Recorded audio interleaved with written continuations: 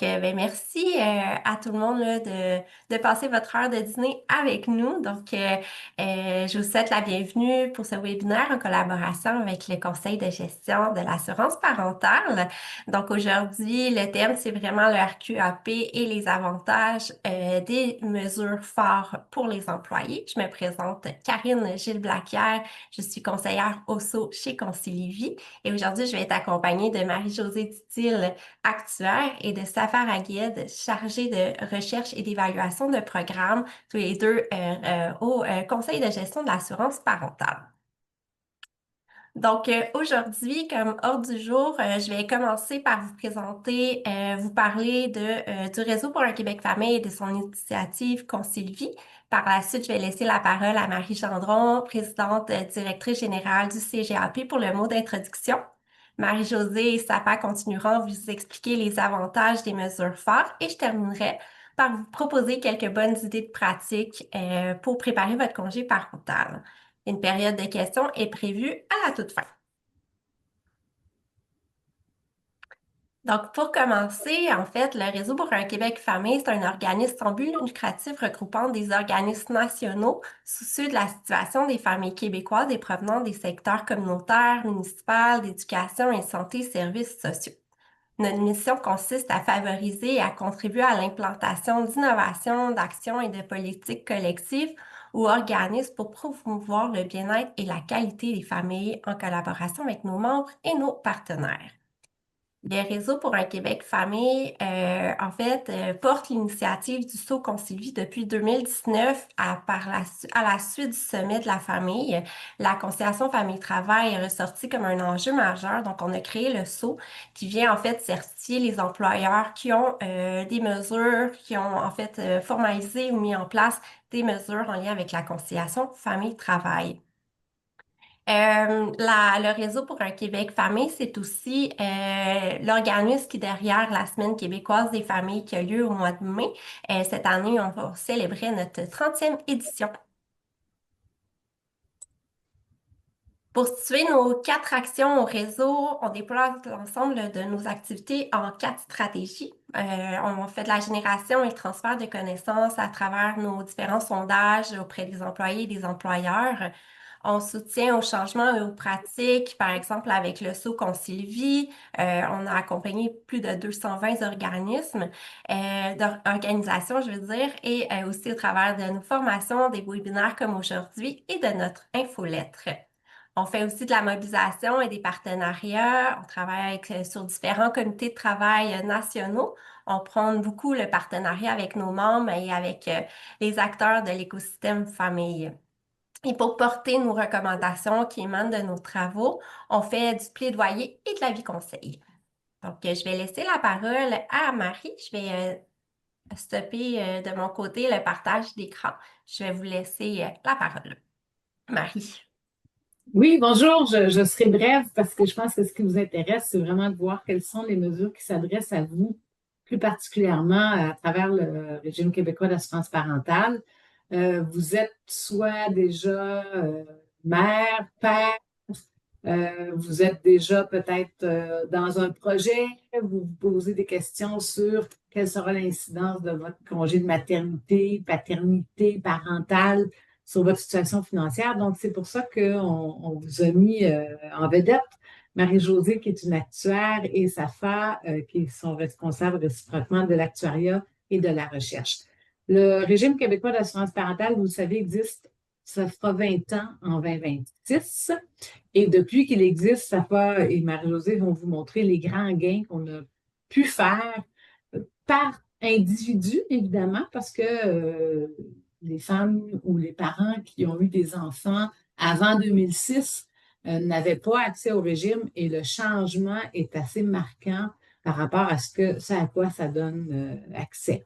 On a fait aussi une réforme de la loi en 2020, ça a eu une certaine résonance, mais pour faire en sorte qu'il y ait des mesures qui soient vraiment encore plus flexibles pour vous permettre aussi de travailler si c'était nécessaire ou si vous le désiriez, même si vous êtes en train de recevoir des prestations. Donc, Marie-Josée et Safa vont vous expliquer ces nouvelles possibilités-là qui s'offrent à vous, puis qui font en sorte que c'est pas, ça va vous sécuriser par rapport à ce que vous l'étape que vous vous apprêtez peut-être à franchir, ou peut-être vous avez déjà eu une première grossesse, vous avez déjà été, vous êtes déjà nouveau parent, mais il y a peut-être des choses que vous allez découvrir, des mesures ou que vous n'aviez pas vues, que vous ne saviez pas, puis qui sont très, très avantageuses pour vous.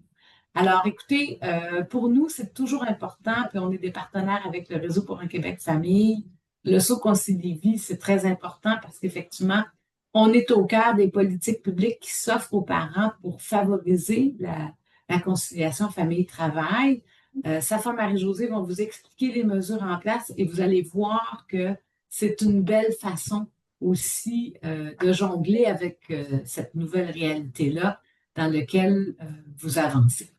Alors, voilà, merci beaucoup au réseau pour un Québec Famille. Bravo pour l'initiative et je laisse la parole à Marie-Josée Savard. Parfait. Alors, merci Marie, je vais tout de suite partager la présentation.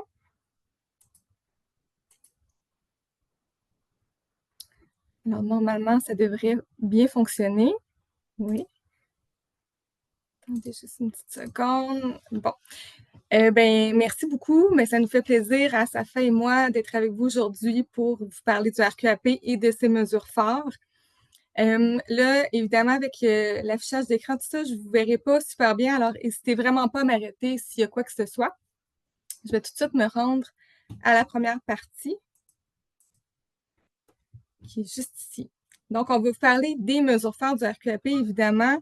Mais avant d'aller dans le vif du sujet, on voulait quand même prendre le temps là, de bien positionner le RQAP et de vous montrer aussi comment le régime se démarque quand on le compare à d'autres régimes du même type, puis quand on regarde aussi ce qui se fait ailleurs. Alors, premièrement, oh, ma page ne tourne plus. OK, ça fonctionne. Alors, premièrement, on s'était rappelé ici que le RQAP, évidemment, est une pièce structurante de la politique familiale du Québec, avec bien sûr l'allocation familiale et aussi avec les services de garde. Et c'est très souvent aussi le premier de ces trois grands piliers-là qui intervient auprès des familles à la suite de l'arrivée d'un nouvel enfant. Le RQAP est entré en vigueur en 2006.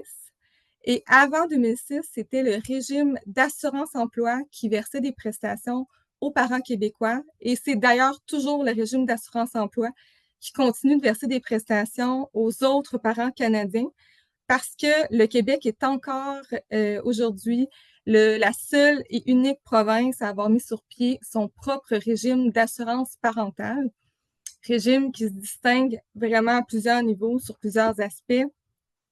On a mis un petit résumé ici.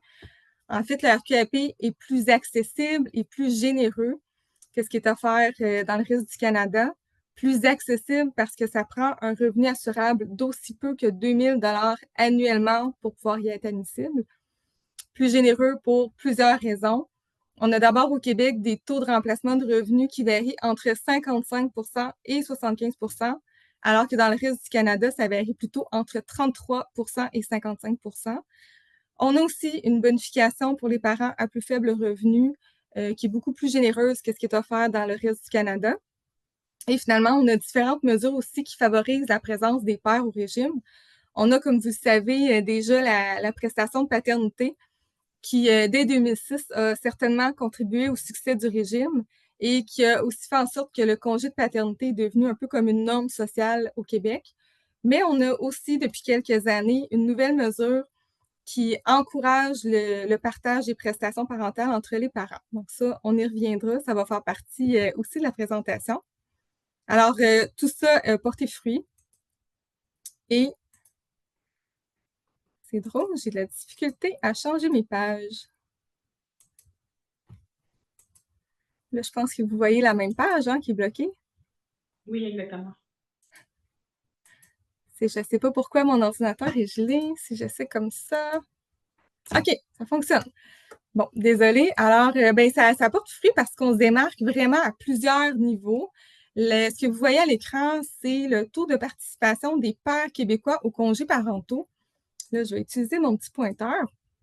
Donc, la courbe en bleu foncé ici, c'est vraiment les pères québécois. comparé aux autres pères dans le reste du Canada.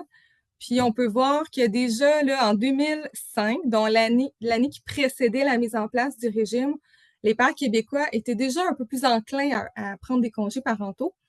Mais dès la mise en place du régime en 2006, mais là, évidemment, avec la prestation de paternité exclusive aux pères et puis les hauts taux de remplacement de revenus, ça fait en sorte que ça a vraiment augmenté de façon très significative et ça continue comme ça à chaque année d'augmenter. Malgré le fait, en fait, on voit encore l'écart avec le reste du Canada qui se maintient. Même si en 2019, là, il y a eu le fédéral, le régime fédéral s'est inspiré beaucoup de nous et ils ont mis en place une nouvelle prestation qui s'apparente à la prestation de paternité, sauf que leurs taux de remplacement de revenus sont beaucoup plus faibles que ce qu'il y a offert chez nous. Et ça fait en sorte que leur mesure n'a pas eu les effets escomptés et que ça reste, somme toute, plus limité dans le reste du Canada. On se démarque aussi au niveau des taux d'activité des femmes. Ce que vous voyez à l'écran, c'est le taux d'activité des femmes de 25 ans et plus qui ont un enfant de moins de 3 ans. Alors, encore une fois, le Québec se démarque et on est au-dessus du reste du Canada avec un écart qui persiste vraiment dans le temps. Donc, ça, c'est très positif. C'est sûr qu'en ayant un contexte plus favorable avec le RQAP, mais aussi avec tout le reste de la politique familiale, bien, ça fait en sorte qu'on a plus de femmes sur le marché du travail. Et ça, évidemment, c'est positif pour les femmes, pour les familles, mais aussi pour l'économie du Québec dans sa globalité. Ensuite, le Québec se démarque non seulement au Canada, mais également dans le monde. Et là, vous ne le voyez pas, mais j'essaie vraiment de changer ma page. Je vais y arriver.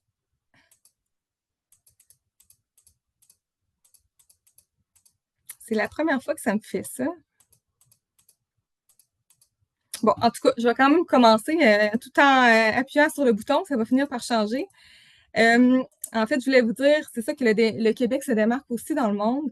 Il y a une étude qui a été faite par l'UNICEF il y a quelques années qui comparait la politique familiale du Québec à celle de d'autres pays à revenus élevés. Et selon cette étude-là, le Québec arrive en 4e position, alors que le Canada arrive plus loin à la 27e position, si je me souviens bien. Alors ça, c'est très positif aussi. Bon, je ne sais pas si peut-être je ne sais pas si quelqu'un peut partager à ma place parce que là, c'est complètement gelé.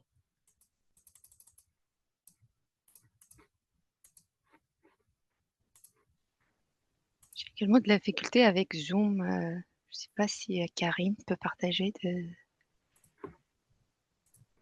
Allez le chercher, mais en attendant, peut-être clique sur ton écran là, qui a ta présentation, puis utilise les flèches en bas. Ah, là, ça fonctionne. Ah, Je c'est vais y ça. aller comme ça. Je touche OK. plus à rien. C'est vraiment la première fois que ça arrive. C'est bizarre, mais on va y aller comme ça. Alors là, on était rendu à la section sur le fonctionnement du régime. Alors, la première chose qu'on voulait vraiment rappeler, c'est que le régime québécois d'assurance parentale est avant tout un régime d'assurance qui vise un remplacement de revenus de travail. C'est un régime qui est financé par les cotisations des travailleurs et des employeurs qui sont versés au Fonds d'assurance parentale. Et on l'a dit aussi d'entrée de jeu, là, le régime est entré en vigueur en 2006. Il a fait l'objet d'une importante bonification en 2020. On pourrait y revenir au cours de la présentation. Et plus récemment, il y a aussi une adaptation qui a été faite en 2023 pour élargir la couverture du régime au projet de grossesse pour autrui. Globalement, depuis 2006, vous le voyez, c'est des chiffres quand même impressionnants. C'est 1,4 million de naissances qui ont été couvertes depuis le début du régime, 37 milliards de dollars qui ont été versés aux parents, et c'est en moyenne 9 naissances sur 10 qui sont couvertes par le régime. Le régime couvre 3 types d'événements. Il y a évidemment les naissances. Il y a aussi les adoptions qui sont couvertes par le régime et depuis quelque temps, les projets de grossesse pour autrui. Tout ça nous donne un grand total de 125 000 parents qui sont admis chaque année au régime. Ensuite, on voulait aussi faire avec vous un survol des différents types de prestations offertes. D'abord, il faut savoir que le régime offre 2 options de couverture. Alors, les familles ont vraiment le choix entre 2 types de régimes. Il y a d'abord le régime de base qui offre plus de semaines, mais à un taux de remplacement de revenus qui varie entre 55% et 70%. Et il y a une deuxième option qui est le régime particulier, qui offre un peu moins de semaines, mais à un taux de remplacement de revenus plus élevé, qui est de 75% pour toute la durée du congé. Il y a aussi différents types de prestations. Il y a des prestations qui sont vraiment réservées à la mère, des prestations de maternité, qui ont des finalités un peu différentes des autres types de prestations, parce que les prestations de maternité visent là, vraiment à permettre à la mère de se remettre des effets physiologiques de la grossesse et de l'accouchement. 18 semaines au régime de base, 15 semaines au régime particulier. Il y a aussi des prestations de paternité qui sont offertes aux pères, exclusives aux pères, mais aussi aux conjoints qui n'ont pas accouché dans les cas de couple de même sexe. Donc, c'est important aussi de savoir. 5 semaines au régime de base, 3 semaines au régime particulier. Et finalement, il y a des semaines parentales qui sont partageables entre les parents à leur choix, jusqu'à 36 semaines au régime de base et jusqu'à 28 semaines au régime particulier. Et c'est à peu près, là, pour votre information, c'est à peu près 8 familles sur 10 qui se tournent vers le régime long. Maintenant, on va entrer dans le vif du sujet, les mesures phares. Alors ici, évidemment, on va parler aussi beaucoup de la bonification de régime, là, de la loi qui a été adoptée en 2020 et suite à laquelle il y a différentes mesures qui ont été mises en place. En fait, la plupart des nouvelles mesures ont été mises en place au 1er janvier 2021. Et cette loi-là, qui a été adoptée en 2020, avait 4 grands objectifs. Premièrement, on souhaitait encourager un plus grand partage des prestations entre les parents. On souhaitait améliorer la flexibilité du régime, renforcer la sécurité financière et finalement adapter le RQAP à certaines situations particulières. Il y a d'ailleurs des semaines supplémentaires qui sont offertes maintenant aux parents adoptants, aux parents de jumeaux et aux parents seuls sur l'acte de naissance. Donc, ces clientèles-là ont plus de semaines depuis l'adoption de la loi de 2020.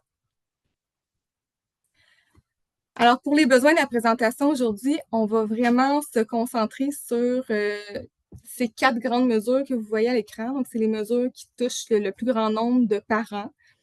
D'abord, il y a le nouvel incitatif au partage, ce qu'on appelle dans notre jargon le fameux bonus au partage. Il y a aussi la prolongation de la période à l'intérieur de laquelle les parents peuvent étaler leurs prestations. Il y a aussi une flexibilité accrue pour les parents qui souhaitent travailler en cours de prestation. Et finalement, il y a une majoration plus importante des prestations pour les parents à plus faible revenu. Alors, premièrement, le nouvel incitatif au partage. Donc, depuis 2021, les parents qui souhaitent tendre vers un partage plus égalitaire ont accès à des semaines de prestations supplémentaires. Par exemple, pour une famille qui choisirait le régime de base, le régime long, dès que chacun des parents prend un minimum de 8 semaines, la famille dispose de 4 semaines supplémentaires. Donc, c'est vraiment une mesure qui vise à encourager et soutenir les parents qui souhaitent tendre vers un partage plus égalitaire, mais c'est aussi une mesure qui vise à susciter la discussion à l'intérieur des couples et à changer un peu la perception à l'effet que les prestations parentales appartiennent d'abord à la mère, parce que dans les faits, elles sont vraiment partageables entre les parents. Parce que c'est beaucoup ce qu'on entendait, là. Que les prestations parentales étaient d'abord à la mère. Donc, c'est une mesure qui, c'est ça, vise la discussion pour un partage plus égalitaire, parce qu'un partage plus égalitaire, mais ça a plusieurs bienfaits.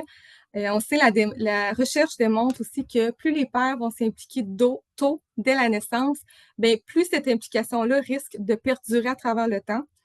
Et plus il risque d'y avoir un partage plus égalitaire au niveau de l'ensemble des responsabilités familiales à moyen et long terme. Donc, tout ça, bien, c'est positif, autant pour les mères que pour les pères. Et cette mesure-là a donné des super beaux résultats. En fait, elle a été très populaire. Ce que vous voyez à l'écran, c'est la proportion des couples prestataires qui atteignent ce fameux critère de partage-là. Donc, par exemple, au régime de base, 8 semaines chacun. C'est à peu près 7 à 8 des couples qui atteignaient ça par le passé, alors qu'avec les nouvelles règles, on est rendu là, en 2023 à un couple prestataire sur 3 environ qui partage de cette façon-là. La deuxième mesure qu'on souhaitait vous partager aujourd'hui, c'est la prolongation de la période de prestation. Avant 2021, les parents avaient 52 semaines suivant la naissance pour pouvoir écouler leur semaine de prestation, alors que maintenant, les parents disposent de 78 semaines. donc 1 an et demi suivant la naissance pour prendre leurs prestations.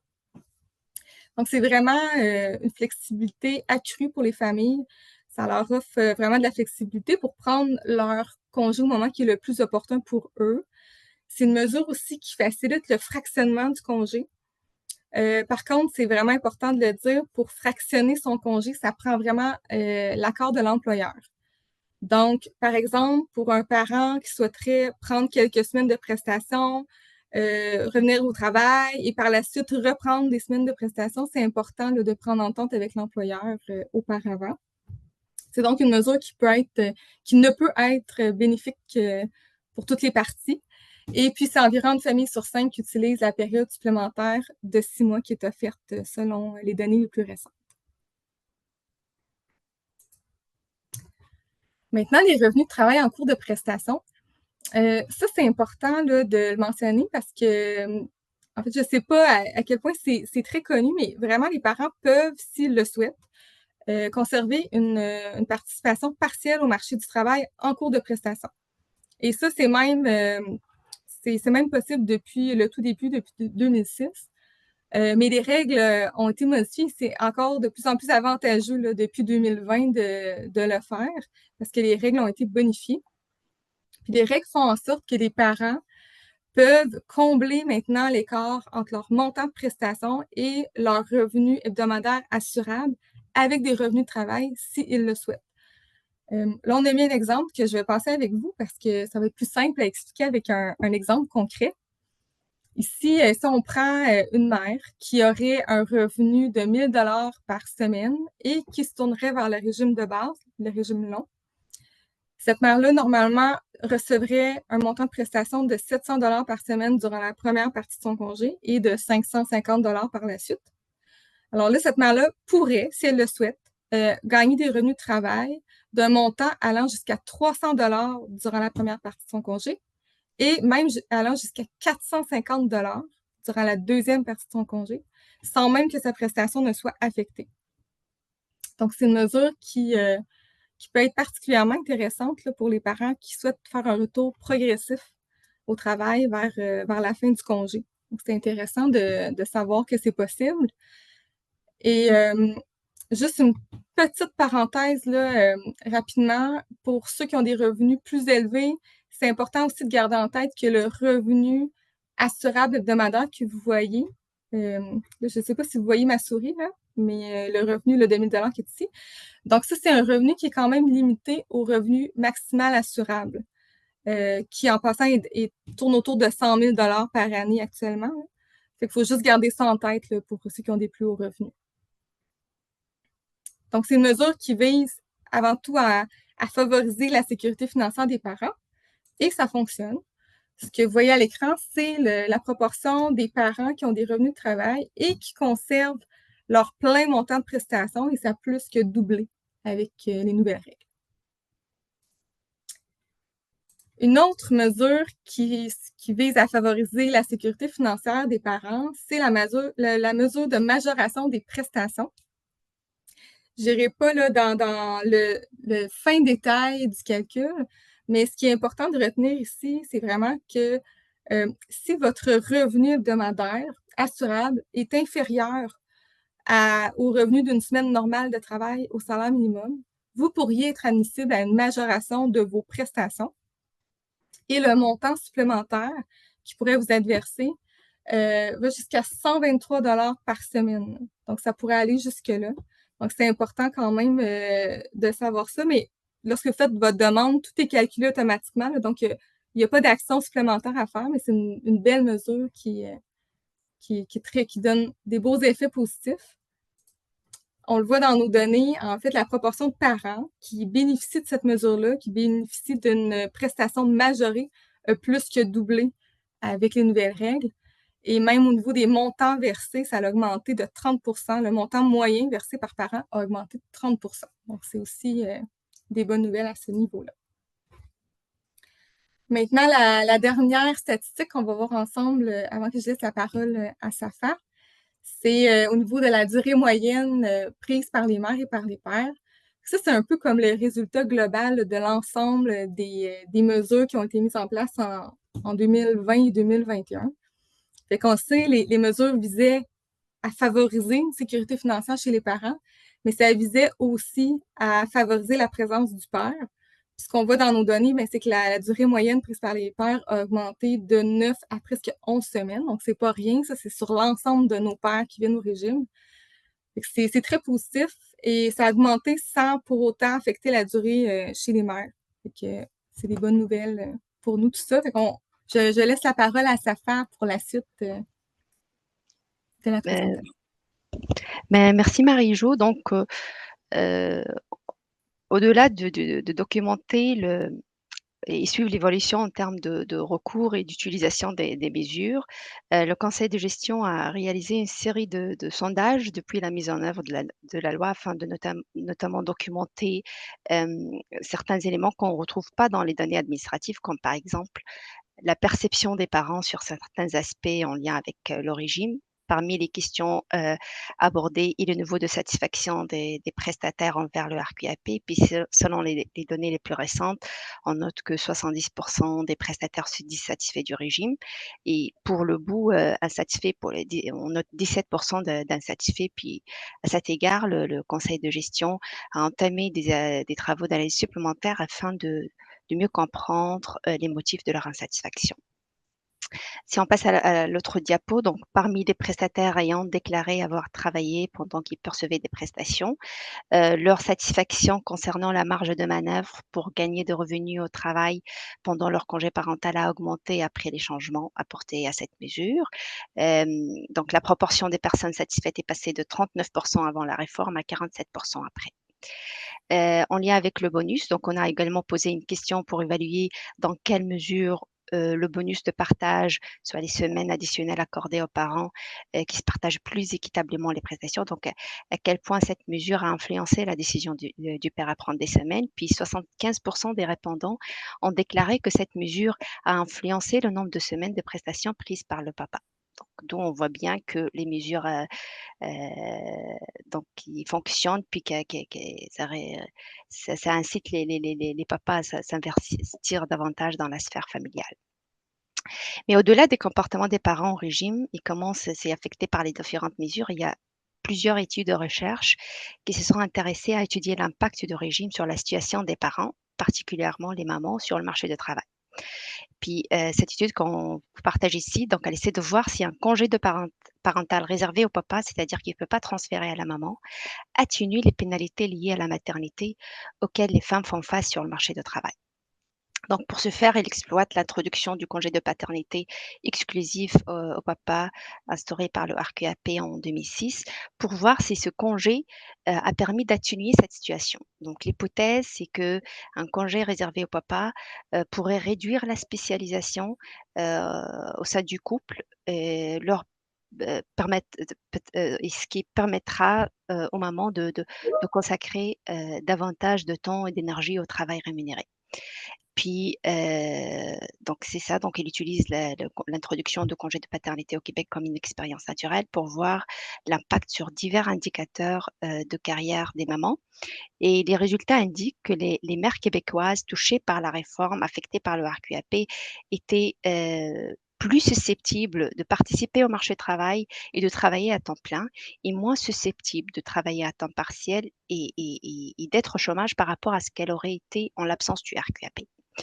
Et dans le même sens, il y a une autre étude dans la diapo qui suit, qui a examiné la décision de retourner au travail après un congé parental et il trouve que la province de résidence était un indicateur important dans la détermination du moment de retour des mères au travail après un congé. Donc, parmi les nouvelles mamans, celles vivant au Québec étaient 17 à 31 points de pourcentage plus susceptibles de reprendre le travail dans les 12 mois suivant la naissance par rapport aux mères de l'Ontario et de l'Ouest canadien.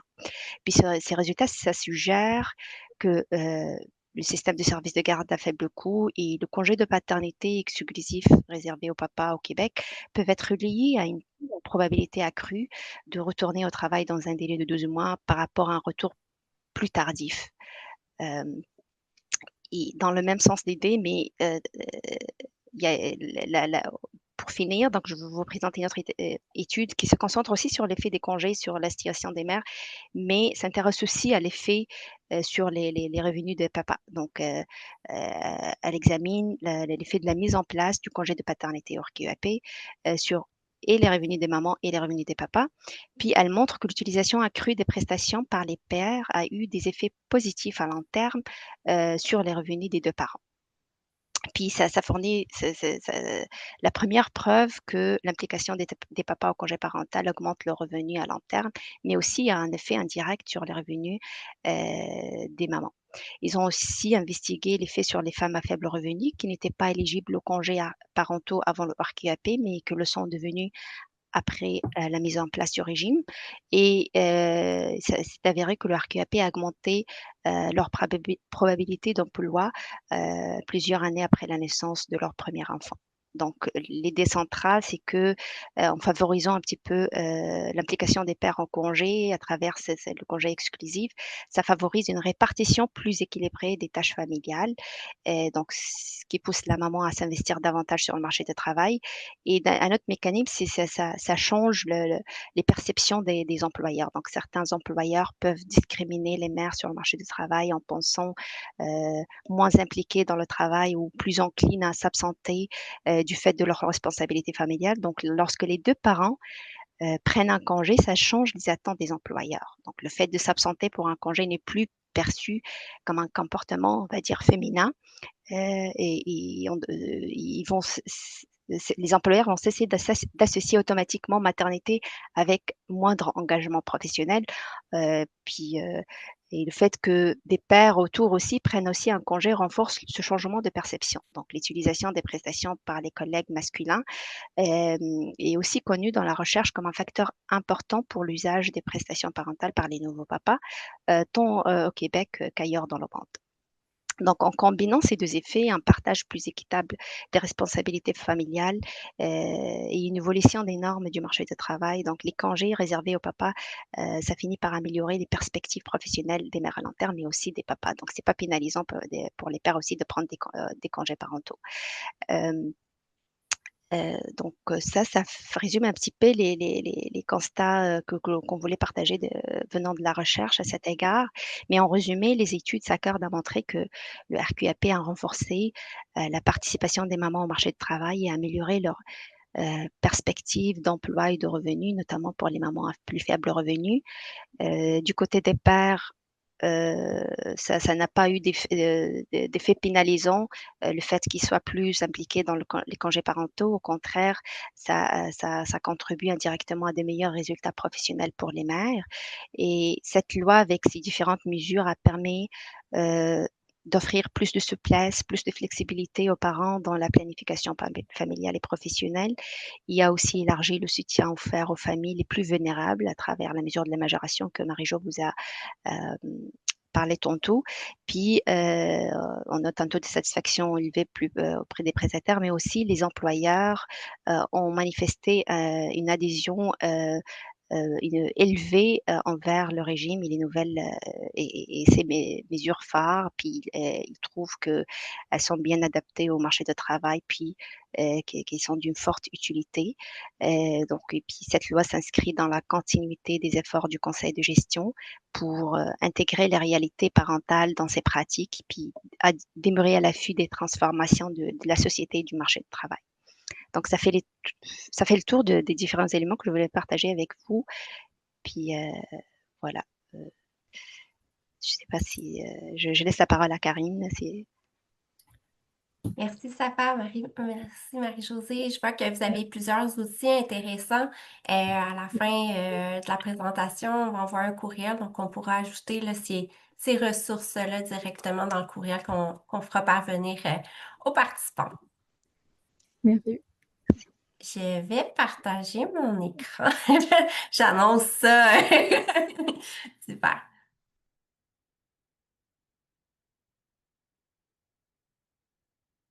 Ça devrait fonctionner. Vous voyez bien mon écran? Oui. Super.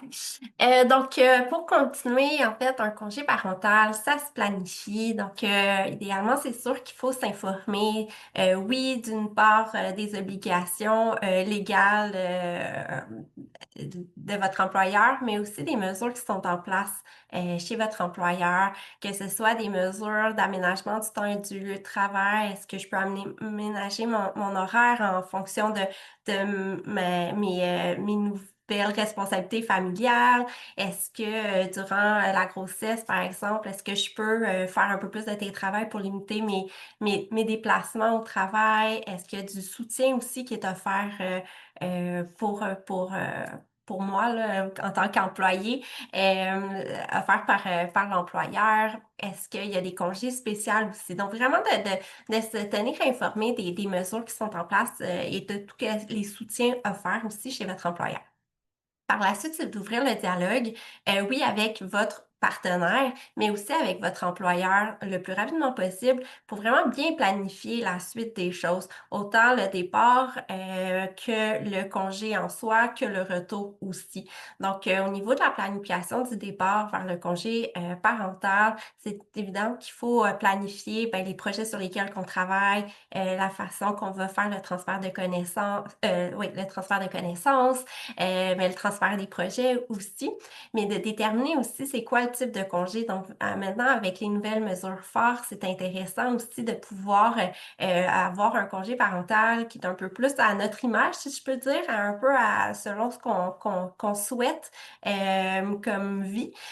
Donc, vraiment de voir un petit peu qu'est-ce qu'on veut planifier. Est-ce que je veux travailler un peu? Est-ce que non, je veux vraiment être parent à la maison à 100% dédié à mon nouvel enfant? Il n'y a pas vraiment de mauvaise réponse là-dessus, c'est juste vraiment de le déterminer pour soi aussi. Puis par la suite, de bien identifier aussi son plan de retour. Ah, c'est moi qui ai de la misère maintenant. OK, ça fonctionne. Puis pour continuer un peu, je vais prendre, j'ai une de mes collègues qui parle tout le temps d'avoir une to-do list dans la douceur. Donc, je vais prendre un peu en son honneur, si je peux dire, continuer avec une to-do list pour vous en tant qu'employé, en tant que personne qui va peut-être avoir ou est déjà là, dans ce nouveau rôle de vie. Mais un peu comme Marie-Josée le disait, mais de vraiment commencer à avoir une belle communication avec son partenaire, à savoir qu'est-ce qu'on souhaite comme famille au niveau autant professionnel que familial aussi, qu'est-ce qu'on souhaite, c'est quoi nos valeurs en tant que nouvelle famille, est-ce qu'on souhaite continuer à travailler, est-ce qu'on souhaite être un petit peu plus présent à la maison, comme je l'ai dit, il n'y a pas vraiment de recette unique, il n'y a pas de recette magique non plus, on est chacun des humains différents. C'est un nouveau rôle de vie aussi pour quand on devient parent. Donc, c'est sûr que c'est important d'avoir un peu une base, de savoir qu'est-ce qu'on le souhaite en tant qu'individu, mais aussi en tant que nouvelle famille. Puis prendre le temps d'écouter son nouveau rythme aussi. C'est sûr qu'un nouveau rôle de vie, ça amène un rythme qui va être différent. Donc, c'est super important de ne pas se comparer à nous d'avant, mais vraiment de juste accepter notre nouveau rythme de travail, notre nouveau rythme professionnel, mais personnel aussi, d'accepter les imprévus, de le voir un peu comme le congé parental, la planification que je parlais tantôt, de le voir un peu comme un projet pilote. Donc, on peut commencer avec ce qu'on souhaite, mais ça se peut qu'en cours de route, il y a des petits imprévus, des choses qu'on n'avait peut-être pas pensé. Donc, revenir à la base, revenir à ce qu'on souhaitait comme valeur, etc. Et de repartir de là pour faire une nouvelle planification, je peux dire, un nouveau projet pilote pour ce rôle de vie-là. Puis d'éviter de se comparer aussi, éviter de se comparer à nous d'avant, mais vraiment de pas se comparer non plus aux autres parents. Je sais que c'est difficile avec tout ça, mais d'éviter de se comparer. Donc, c'est ce qui met fin au webinaire. C'est la période de questions. J'ai vu quelques questions. Là. Je vais arrêter le partage pour bien voir tout le monde, mais voir les questions aussi. Je pense que j'avais vu une question. En fait, la première, c'était dans le chat, il y avait quelqu'un qui aimerait avoir des exemples concrets par rapport à l'option de travailler tout en recevant des prestations. combien le nombre d'heures à travailler versus le manque à gagner, etc. Je ne sais pas si vous êtes en mesure de répondre ou c'est plus une question que la personne doit poser au service à la clientèle. Je pense, Safat, corrige-moi si je me trompe, il y a des simulateurs qui existent là, sur le site web du RQAP justement pour ça, pour pouvoir bien planifier son congé si jamais on souhaite travailler durant son congé. Alors, je vous invite à peut-être aller voir sur le site web du RQAP. Puis on pourra vous transférer les liens aussi après la présentation. Merci. Et dans le Q&A, il y avait une personne qui demandait quel est le revenu assurable maximal pour le RQAP si je retourne travailler sans perdre mes prestations. Le revenu maximal assurable, c'est 98 000. Puis le minimum, c'est 2 000 pour être éligible, entre autres, aux prestations. Merci. Et à partir de quel moment le RQAP commence-t-il à s'appliquer? Je sais qu'il est indiqué que c'est 4 semaines avant la date. Là, je le lis parce que je veux juste m'assurer de bien comprendre aussi. Je sais qu'il est indiqué que c'est 4 semaines avant la date prévue d'accouchement, mais que se passe-t-il si mon bébé naît pendant mes vacances? Est-ce qu'il y a une sanction? Par exemple, si ma prestation débute le 1er décembre, mais que mon bébé naît 1 à 2 semaines avant et que je suis en vacances à ce moment-là, que dois-je faire? Oui, bien, la période de prestation pour utiliser les prestations de maternité diffère un peu, hein, parce que je le disais aussi dans la présentation, les prestations de maternité ont des finalités un peu différentes, sont faites pour permettre à la mère de se remettre de l'accouchement, de la grossesse. Alors, les mères ont 20 semaines suivant la naissance de leur enfant pour écouler leur semaine de maternité. Donc, ça, c'est important de le prendre en considération. Donc, si elles sont en vacances, mais c'est important de pas trop retarder à commencer à les prendre parce qu'une mère qui se tourne vers le régime de base a le droit à 18 semaines de maternité et elle a une période de 20 semaines suivant la naissance pour les prendre. Puis, au niveau de l'employeur, je pense que c'est important aussi la communication. Donc, j'imagine que si la personne l'accouche avant, pendant ses vacances, il est possible de communiquer avec son gestionnaire aussi pour changer aussi ses prestations de vacances et garder cette période pour le. Donc, je pense que l'idéal, c'est comme je le disais tantôt, d'avoir une belle communication là, auprès de la personne des ressources humaines, par exemple, ou de son gestionnaire. On a une autre question. Est-ce que les prestations sont plafonnées? Si oui, c'est à combien pour les 2 options? C'est plafonné parce que, comme on disait tantôt, le revenu maximal assurable, c'est 98 000. Donc, si on applique le taux de remplacement de revenus qui peut aller à 75 par exemple, au régime particulier, la prestation hebdomadaire maximale peut atteindre 1 400 $ environ au régime particulier et 1 300 $ au régime de base. Donc, ça dépend du taux de remplacement de revenus appliqué. Mais c'est plafonné. Merci. J'ai fait le tour des questions dans le chat et dans le Q&A, mais si jamais vous avez d'autres questions, on est encore ici pour répondre à vos questions. Non, je m'incruse, je reviens, je m'incruse à l'écran. Donc, à l'autre monde, c'est Julie, je suis une collègue de Karine chez Concility. Je pense que je reviendrai sur une des questions que moi, je l'avais compris autrement. Donc, si jamais ça peut aider la personne, on y a touché un petit peu, mais peut-être pour reclarifier au niveau du revenu assurable maximal pour retrouver sans perdre des prestations. Je pense que c'est au niveau du calcul. Donc, si j'ai tant de prestations, après ça, l'extra, à quoi ça peut ressembler finalement pour, je pense que c'est le 1 000 $ par semaine qui est couvert. Fait que peut-être, je pense que c'est peut-être plus par rapport à ça. Donc, je sais pas si vous voulez peut-être le redire ou que reclarifier à ce niveau-là. Par rapport aux revenus de travail en cours de prestation. Exactement. OK. Mais je pourrais vous repartager peut-être. Ah oui, un support visuel, on aime. Okay. En espérant que mes petits boutons fonctionnent. Oui. Je vais vous repartager l'écran. Ça ne sera pas bien long. Donc, c'était cette. Là, vous voyez mon écran ici? Oui. Ma souris. Donc, ce qu'on souhaitait dire, parce que là, vous avez vraiment accès au simulateur de calcul et tout ça, donc on vous encourage vraiment à aller le faire. Mais on voulait quand même juste faire le petit bémol, la petite parenthèse pour vous expliquer que avec les nouvelles règles, vous pouvez gagner des revenus de travail qui permettent de combler l'écart entre votre montant de prestation, dans ce cas-ci 700 $, et votre revenu assurable, qui est de 1 000 $ dans cet exemple-ci. Par contre, comme le disait Safa, le revenu assurable, il est limité. Donc, annuellement, en 2025, le revenu maximal il est limité à 98 000 $.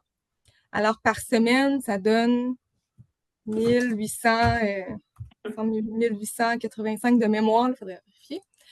Alors, c'est comme si le revenu ici maximal est de 1885 $ ici. Alors, vous pouvez prendre ce revenu-là maximal, moins le montant de votre prestation, et ça va vous donner le montant de revenu de travail que vous pouvez recevoir sans affecter le montant de votre prestation. Mais ceci dit, vous pouvez vraiment on vous encourage vraiment à aller faire toutes les simulations sur le site web pour avoir vraiment un portrait plus précis de votre situation. Parfait. Donc, c'est vraiment par rapport au revenu maximal qui est assurable et non pas par rapport à notre 100% à nous qu'on Non, gagne. c'est par rapport à votre revenu à vous, qui est utilisé au fin du calcul des prestations, mais votre revenu, il est limité au revenu maximal. Donc, pour les hauts revenus, il faut faire attention. Mais normalement, c'est ça. C'est votre revenu assurable à vous, utilisé au fin du calcul des prestations. Le plafonnement, ça touche surtout les prestations. Donc, c'est ça. Donc, c'est par rapport à votre revenu, la marge. Puis sinon, il y a aussi une section sur le site du RQAP qui est une foire aux questions qui donne beaucoup d'exemples aussi, qui peut être utile. Parfait. Merci. Puis, si je peux rassurer la personne qui nous avait écrit par rapport à la question de comment ça fonctionne, tu sais, oui, bien sûr, d'appeler le service à la clientèle, mais pour ma part, je l'ai fait dans le cadre de mes 3 congés parentaux d'avoir des revenus supplémentaires, ou 2 sur 3, je me souviens plus, mais ça va vraiment bien. En fait, on va soumettre les revenus qu'on a gagnés, ça s'ajuste automatiquement, s'il faut que ça s'étale ensuite, ça bouge. En tout cas, c'est assez clair, puis ça allait super bien. Fait que si je peux rassurer la personne pour l'avoir fait, ça allait très, très bien. Merci pour ton témoignage, Julie. Ça fait plaisir. On a une nouvelle question. Je suis travailleur autonome en 2025 et j'accouche en 2026. Ai-je le droit à RQAP pour janvier, même sans avoir fait ma déclaration d'impôt 2025? Là, parce que un critère, je ne sais pas si ça va répondre à la question, mais un des critères d'admissibilité, c'est d'avoir un revenu assurable, puis d'avoir cotisé pendant la période de référence, qui pour les travailleurs autonomes, c'est, tu me corrigeras, Marie-Jo, c'est les 52 semaines avant l'événement, c'est ça? Oui, mais l'année civile qui précède OK. la demande. Mais le Donc, fait de ne pas... Oui, pardon. Tu peux y aller, je vais juste compléter, mais effectivement, j'abonde dans le même sens. Là, si la personne a eu au moins 2 000 $ de revenus assurables, de revenus nets, c'est-à-dire là, dans l'année civile qui précède sa demande, elle y aurait droit. Mais normalement, pour des questions précises comme ça, on vous invite vraiment à aller voir sur le site, à appeler le service à la clientèle ou aller vous informer plus sur votre dossier spécifique, là. Est-ce que tu voulais compléter, Safa? Je ne sais pas si c'était correct. Ça fait le tour. Merci.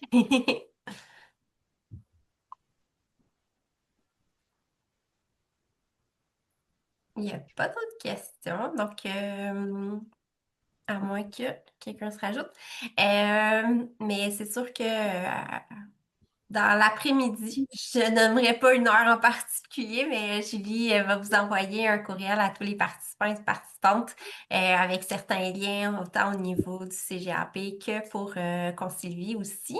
Donc, j'imagine que ça va pouvoir peut-être répondre à certaines questions. J'imagine le lien aussi là, pour parler de votre dossier plus précisément là, au service. Mais merci Marie-Josée et Safa d'être avec nous, c'était super intéressant. J'avoue que j'ai eu des bébés trop tôt, là, mais pas avant ces nouvelles mesures-là, mais j'avoue que je suis un peu jalouse des nouveaux parents.